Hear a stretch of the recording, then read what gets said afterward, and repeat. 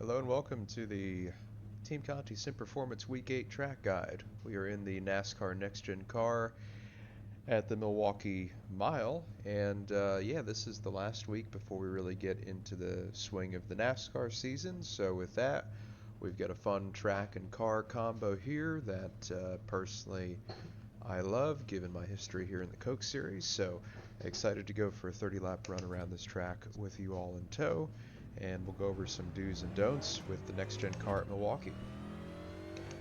So as I'm creeping off the pit road here, you can see how there's two very distinct colors of asphalt. On the racing surface, there's that dark patch nearest to the curbing, and then you've got the lighter stuff everywhere else. Now in years past, you've been able to kind of run around this track in different places. Trucks came here a few months ago and they were running like where I'm at right now. But actually that was the racing line as opposed to just building momentum like I did there. That has since changed. I believe iRacing made a surface update within the last 6 months or so, and that has really moved the groove back down to the bottom. So all of that to be said, to put it plainly, keep your car on the dark asphalt. Do not leave the dark asphalt. I don't know if that'll change as the race progresses and the bottom gets rubbered in. I don't know if the I almost said top, if a lane up is going to become any better. But what I do know is on a clean track by myself, if you leave that bottom, and I'll kind of mess up on purpose to show it, if you leave the bottom, you just instantly lose 2/10 in one set of corners. No front turn, no rear grip, just feels like you're on a completely different track. The grip gradient from dark asphalt to light, there's a very, very steep drop off. So anyway, run the bottom. Now, that doesn't mean that you want to be all over the curb and like completely wrapping this white line all the way through the corner. You kind of want to enter low, slide up a little bit in the center to open up your center, and then drive back down the track to get a nice straight shot on exit. It's a little bit more prevalent in 1 and 2. It's a much longer, more sweeping corner, or so it feels. 3 and 4 is a little bit more standard. You kind of just wrap that bottom. Still a little bit of slide up in the center. But lots of trail brake into and through the center to keep the nose rotating. Lots of partial throttle, as you can see. Really, really, really have to be patient with the car. This is a very unique track. You would think it would drive maybe similar to Gateway if I had to liken it to somewhere we actually go on the schedule, but it is different enough to where you do need a more short track focused approach. Lots of trail braking, lots of partial throttle versus Gateway where you're going much faster, more aero dependent. This is much more mechanical. A much slower corner. Setup wise, first couple laps with low left side pressures, it's going to be a bit tight. It's going to be a bit reluctant to turn on entry. Probably be a little bit edgy on throttle on exit. As long as you just take care of it, let the tires come up to temperature and pressure, the car will take care of you later. As you're leaving the corner, make sure that you're not slamming the gas down and lighting up the rear tire. I think the gear ratio we have here is going to be pretty widely adopted across your open setup races. Some people might elect for a bit of a shorter gear. You could probably go one shorter, have a little bit more pull. That'll be at the expense of rear tire life. Could probably go a few taller, save the rears a bit, but you're going to lug on exit. Just some things to think about. Pretty straightforward. Downshifting fairly early to utilize that engine braking to help slow me down. About 30% initial peak brake pressure into 1, about 40% into 3.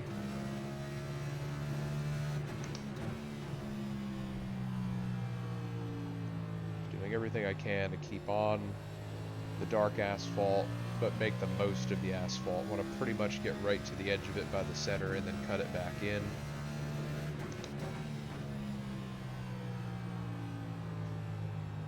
Since we're using so much brake bias and the adjusting of the bias throughout the run will be will be fairly beneficial if you utilize it to your advantage.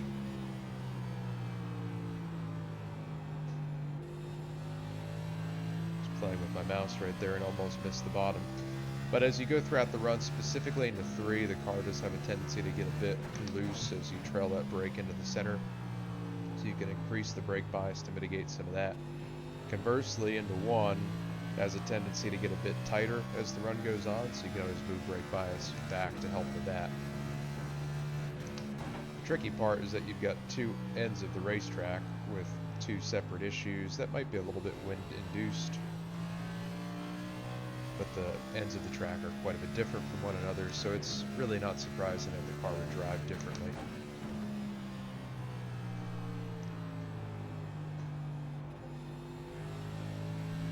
To get to the straightaway, I'm going to get this tracker aligned with the last lap. There we go. Similar to Texas last week, we've got a very cold track. So tire fall off is not going to be as extreme as it would be if we had a more normal track temp. I'm talking normal, like, 100 plus. Right here we're in the mid to high 70s, maybe. Very similar to Texas in that respect. Overcast skies, mostly cloudy, will probably be what you have most of the week. So that does give you the opportunity to drive a little bit harder at the front of the run and not be so exposed to blowing the tires off of it, but still, even though there's not a whole lot of fall off, if you back up your run a tenth or two, that will come back toward 30. I don't expect you'll get a ton of long runs this week, but I think in some of the races you will get some extreme long runs, and if you don't manage the tires early, you're going to have nothing to fight with past 30, and those who did manage are going to be able to make passes. Otherwise, though, passing is going to be very hard here this week, given the narrow groove and just the nature of the NextGen at short tracks.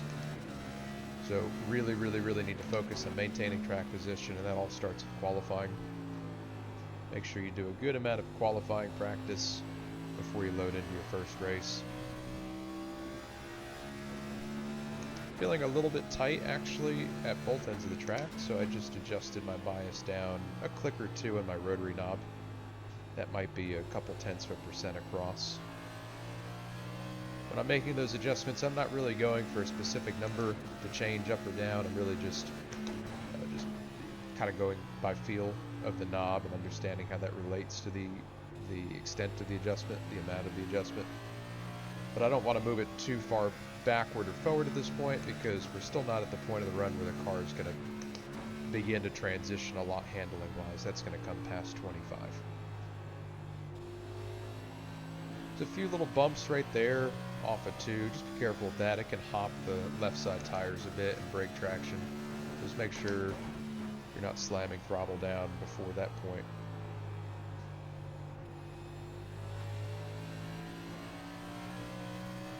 Nice straight exit off of 4. There's quite a few bumps as you approach the wall on the front stretch as you come up off of 4, so just be careful with those bumps.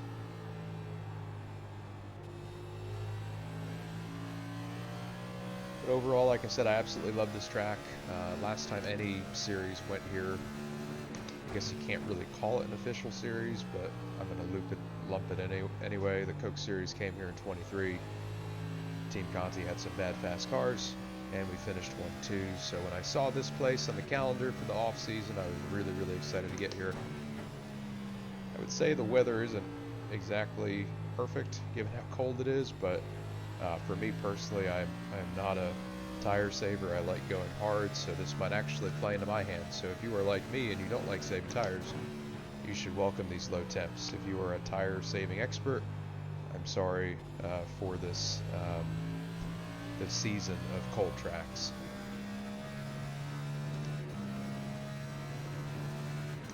So we are 18 laps in here, and I said I was going to demonstrate what happens when you get out of the grip, and as much as I hate to do it because it just feels terrible, I'm going to go ahead and do it the next lap.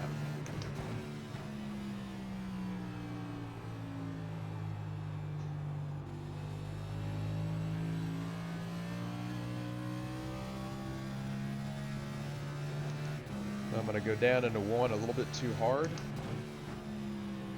And I'm going to slide up. And I'm out of the grip. And now I'm just kind of caught right there. I can't really get the power down. Half a tenth loss. Kind of do it here into 3. I'll go up. Right rear is going to catch the slick stuff and just hemorrhaging time, and then it's eventually 2/10 slower. I'll do it again here, just catching the right rear on the grip, right rear off the grip, kind of straddled right there, and you can see the thing just doesn't want to go at all. Doesn't want to turn back to the bottom, doesn't want to grip up, just complete lack of grip. So we'll go back to the bottom and resume our run.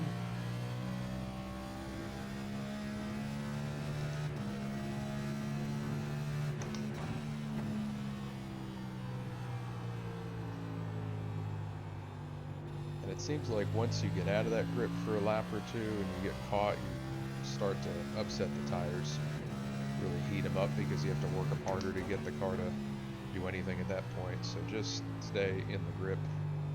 Maybe if you've got somebody pinched on the bottom, you could potentially make the middle roll on a restart, but I wouldn't go up there for any other reason unless, like I said, unless the track changes to the point where it actually becomes advantageous when the bottom slicks off.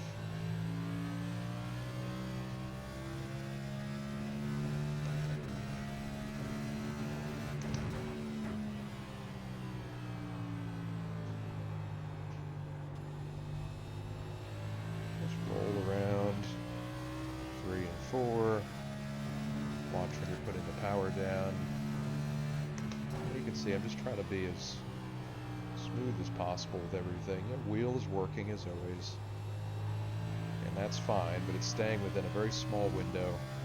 I'm not herky-jerky with it. I'm not chopping the wheel back and forth. Just all little smooth corrections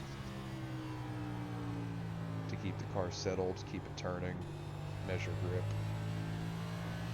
Nice straight exit right there, and you can see that reflected in the tracker.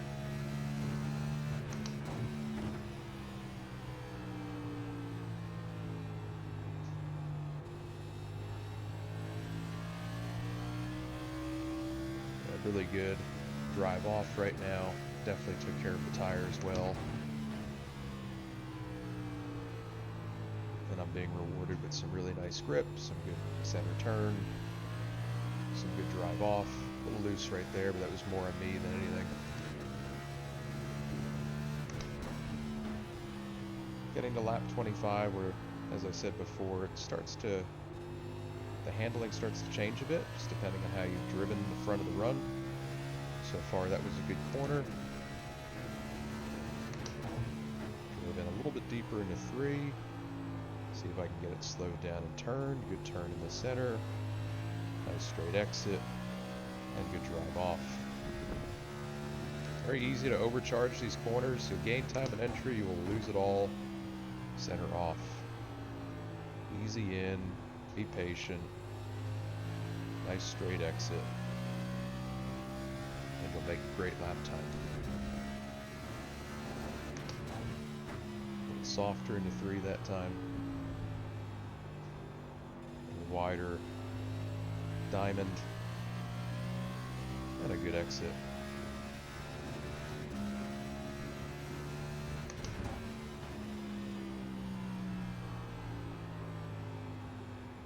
Getting right to the edge of that dark asphalt. A little loose now on entry, so putting that brake bias back forward a smidge.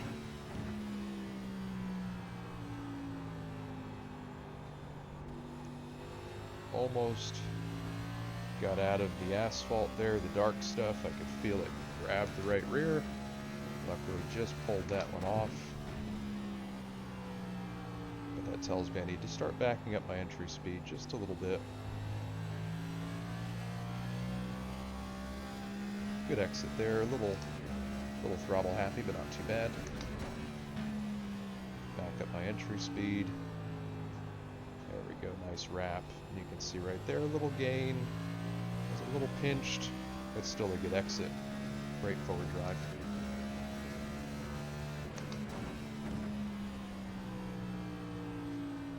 A little softer right there and a little pinched, so I don't expect this to be a great corner.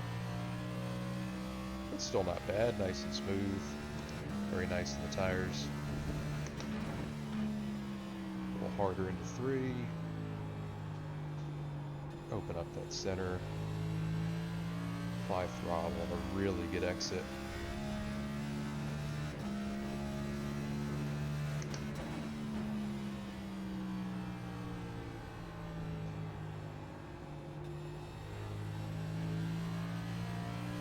Nice straight exit. Really good right there. Watch that wall. Wide entry into 3. Try to put the power down. And a really nice exit. A 30-29 on 30, which is quite good. Okay, so that was 30 complete. I'm going to go ahead and attempt a green flag pit road entry, which I have never, ever done here before. So this will probably go bad. But we're going to do it together. So normal entry into 3, maybe a little wider center, and then the pit road entry is somewhere around here. Here it is, way up here. There's a cone right there. And there's your pit road. That was very chaotic. Probably do that again here. We'll just roll through now that I actually know where it is. Again, I don't think you're going to have to make any green flag pit stops, but just in case you do, it's good to know where the pit road is. Watch that bump right there. Just make sure you stay on the apron. Do round turn 2. Merge point right here. Let's give this another shot into 3, now that I actually know what I'm doing. Only been on here 15 years, but learn something new every day, right? Alright, so round 3 and 4. Track sort of cuts in. You get to the straightaway. Pretty much drive onto the straightaway with some good throttle, and then as soon as you get onto the straightaway, I would just start slowing it down. Cone is very hard to see, so use those pit road barrels as your reference point to understand that's where the speed line starts. That was a really nice run, though. Very happy with how that drove. Really good tire management early, so giving myself a few pats in the back as I talk to you all here through this track guide. Okay, so I'm gonna get out of the car, take a couple laps from outside the car, and break down what I'm doing here. All right, so let's look at my hot lap, and then we'll look at some laps later in the run as well. Also look at my purposeful mess up where I start getting outside that grip to show you how sharp that transition is from good asphalt to bad. Onto the straightaway here, upshift to 5th. And then you can see I'm already starting to turn off the wall a bit before I begin to lift, but it's pretty in sync. Like I'll start turning off the wall right about here, and I'm lifting right as I get to this, is it gel? I suppose, G-E-H-L, yellow sign. The yellow sign on the inside wall is where I start to lift. Can you see that from inside the car? Not really. So you're going to have to feel this one out a bit. As you can see, there's really nothing on the fence until you get to the caution light, and if you're trying to lift at the caution light, you might eat the caution light because you're not going to make the corner. So lifting really early, and it's a quick lift because we're going to get on the brake immediately. Again, peak brake pressure about 30%. You can see that blip of gas, that's the downshift. And it's a wide entry, it's a sweeping entry into 1 because you've got this long sweeping corner, and you'll see as I get to the end of the pit wall here, I want to be about a quarter car width, maybe a half a car width away from that. But I sort of want to be parallel with the yellow line that separates the track from the apron.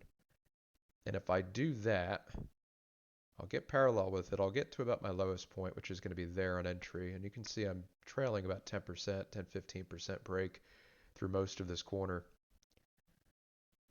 I just about get to the white line at the curbing, but you'll see if I really go over here and I shut this off for a second, you can see how the corner isn't exactly, 100%, I don't know, what do you want to call it, evenly round, if that's a term. You can see as you get past the center there, you look at that Bosch billboard, look at the uh, throttle threads billboard. You can see the corner really sharply takes a hard left past center. And so because of that, your approach is going to be a little bit different. So you've got that wide sweeping entry. You get down to the curb here, and this is about the, I don't know, let's look at the blimp. That doesn't help. Let's look at the chopper. It doesn't really help either. But this is well before the center. And this is maybe the 3/8 mark, if that. So I get down to my lowest point, and you can see I'm already starting to drift up. Now, I'm not turning the wheel back to the right to drift up. I'm just using the entry speed I have, and that's naturally carrying the car away from the curb. And that's okay. I want to maximize the width of this asphalt strip. I get all the way to the edge of it or close to it, which is going to be right there. It's going to be my highest point. And then as this corner jolts back to the left, that's when I start my turn down back to the bottom. And you'll see there's a couple bumps in here, but I'm already starting to hit the gas.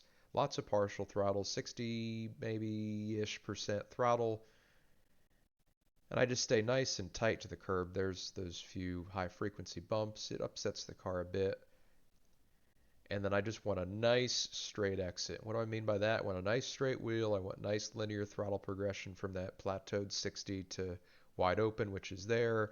Get off that patch nice and straight. Have as little slip as possible. Have that right rear hanging out as little as possible.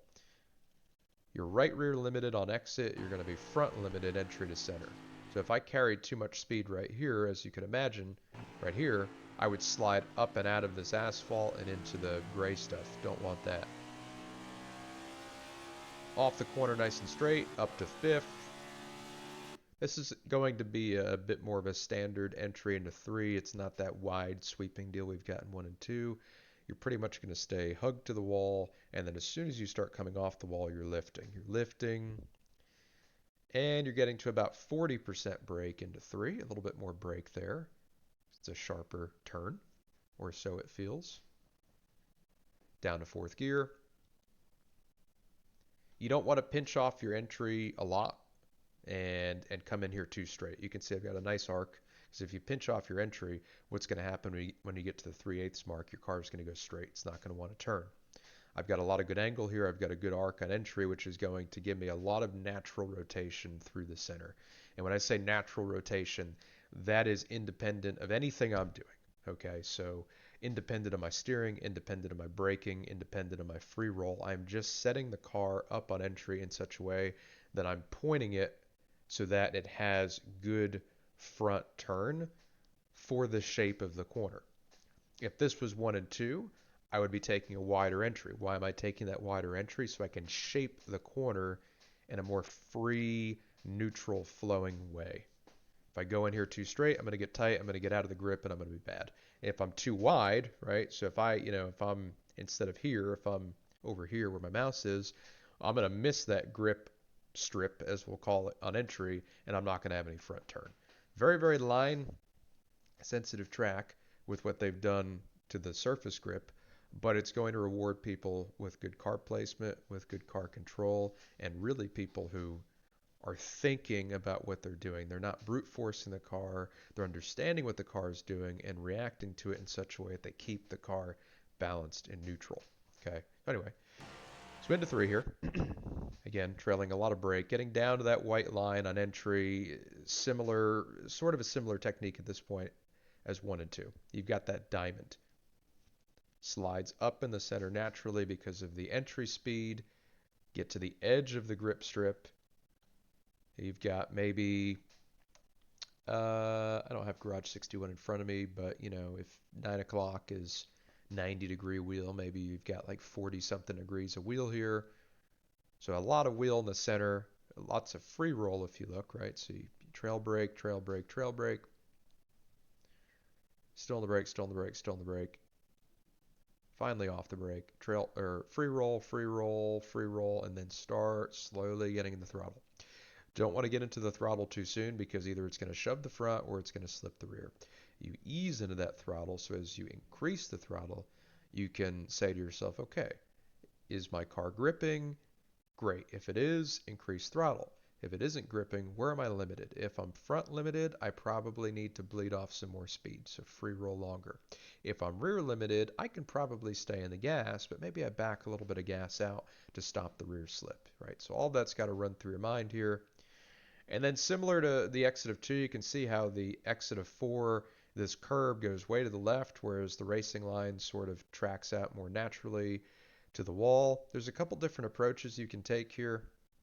On this particular lap, it looks like I'm going to take a fairly, no, I won't say that's standard. I'd say it's fairly pinched. So this is the pinched approach, where you sort of stay parallel to the curb on exit, and you keep it there. Now, what you could also do when you're on fresh tires and have an abundance of grip, instead of wrapping that curb and staying parallel, you can start your track out to the wall here.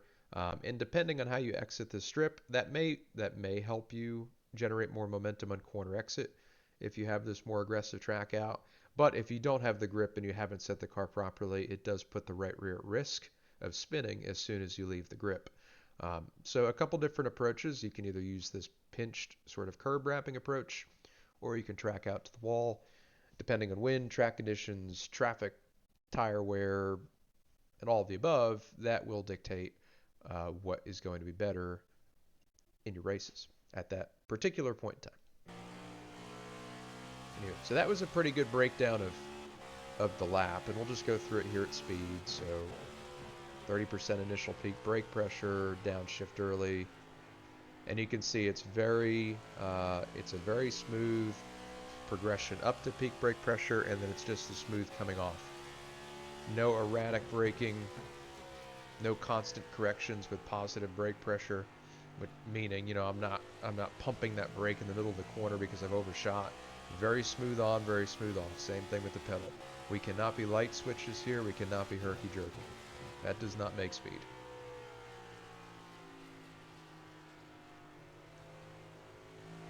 Not rushing the throttle, taking what the car can give me. And again, smooth as fast. Now let's go to this lap. This is where I show you how little grip you have outside of the grip strip. So I purposely overdrive entry here. And as soon as I get above this seam, I immediately notice a loss of grip.